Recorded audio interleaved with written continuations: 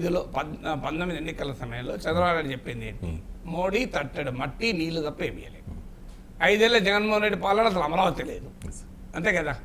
అమరావతికి అసలు మట్టి నీళ్లు కాదు, అసలు ఏమీ లేదు కదా. దాన్ని ఎడారి చేశారు కదా. మొత్తం అన్నది మాటలు మనకు గుర్తు కదా, శ్మశానం అన్నారు కదా. సో అంటే ఈ 10 ఏళ్లలో మోడీ అమరావతికి ఇచ్చింది ఏంటి? ఫైనల్గా తట్టడు మట్టి నీళ్ళే కదా. అందువల్ల ఫస్ట్ మోడీ గారిని అడగాలి. అమరావతి ప్రారంభానికి వస్తే, అయ్యా 10 ఏళ్ల పాటు మా అమరావతికి ఎందుకు అన్యాయం చేశావు?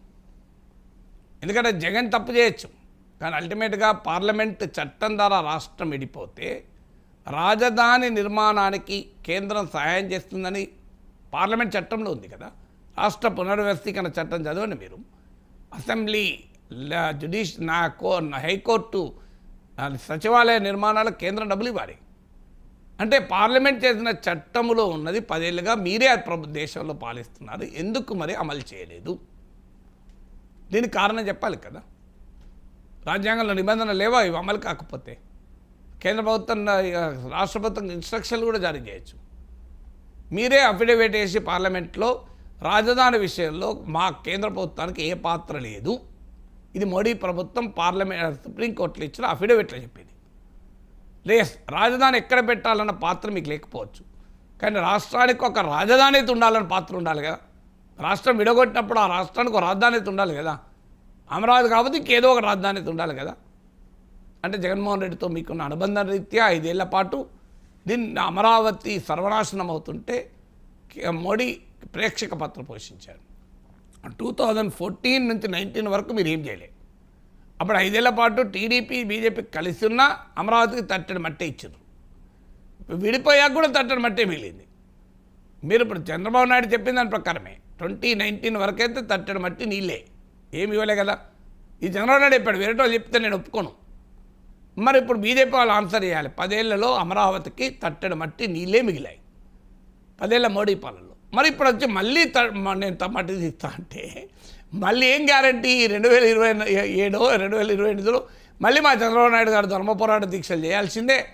మళ్ళీ మీ మోడీని తట్టడి మట్టి మళ్ళీ నీళ్ళు అంటాడు మా రాష్ట్ర ముఖ్యమంత్రి. అందువల్ల దేశ ప్రధానమంత్రి చెప్పాలి మళ్ళీ ఈ పరిస్థితి రాదని. గ్యారంటీ ఉంటుందా? 2028లో వస్తుంది, 27లోనే వస్తుందేమో. పరిస్థితులు చూస్తుంటే ముందే వచ్చినట్టు ఉంది.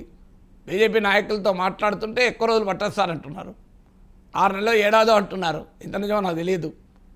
సో అంటే మళ్ళీ తట్టడి మట్టి నీళ్ళే అని వస్తుంది.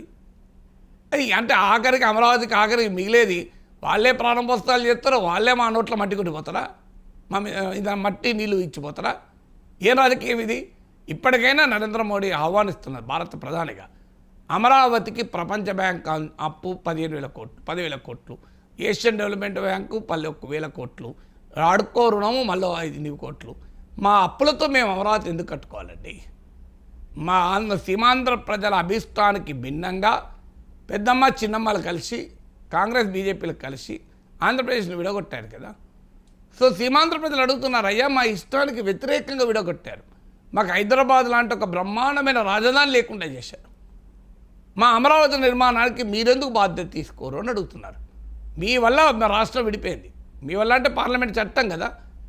బీజేపీ నాయకులు ఎన్నిసార్లు చెప్పారు, మేమే మద్దతు తీయకపోతే రాష్ట్రం విడిపోయేదని చెప్పారా లేదా?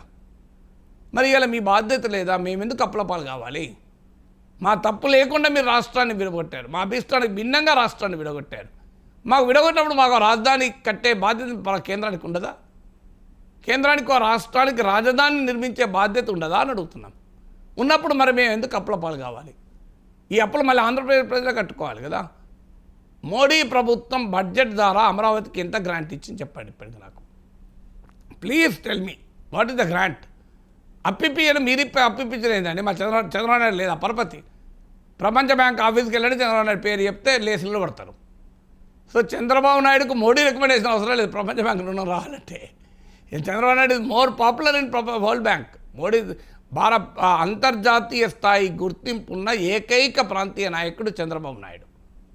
ఆ మేరకు మీరు జాతీయ స్థాయిలో గుర్తింపు ఎవరికైనా ఉండొచ్చేమో, కానీ మీరు వరల్డ్ బ్యాంక్ ఆఫీస్కి వెళ్ళినా చంద్రబాబు నాయుడు పేరు చెప్తే గుర్తుపడతారు. వాల్ స్ట్రీట్ జర్నల్ ఆఫీస్కి వెళ్ళినా చంద్రబాబు నాయుడు పేరు చెప్తే గుర్తుపడతారు. అలాంటి నాయకులు ఆంధ్రప్రదేశ్ ముఖ్యమంత్రి ఉన్నప్పుడు మోడీ ఎందుకు అప్పు ఇప్పించాలి? అవసరం వెళ్ళి అప్పు చంద్రబాబు నాయుడు పుట్టదా? ఇప్పుడు కాదు, ఈ దశాబ్దాల క్రితం బిల్ క్లింటన్ బిల్ గేట్స్ను హైదరాబాద్కు పట్టుకొచ్చిన నాయకుడు చంద్రబాబు నాయుడు. చంద్రబాబు నాయుడుకి ఇంకో అప్పిచ్చేది ఉండదండి. సో అందువల్ల ప్రపంచ బ్యాంక్ అప్పులు ఇప్పించడం ప్రత్యేకత కాదు, గ్రాంట్ ఇవ్వండి. మీకు భారత ప్రభుత్వ బడ్జెట్ సుమారు 50 లక్షల కోట్లు. 50 లక్షల కోట్లలో మేము ఏమడుగుతున్నాం, 10,000 కోట్లు ఇవ్వండి ఇయర్లీ. 5 ఏళ్ల పాటు 10,000 కోట్లు, 50,000 కోట్లు వస్తాయి.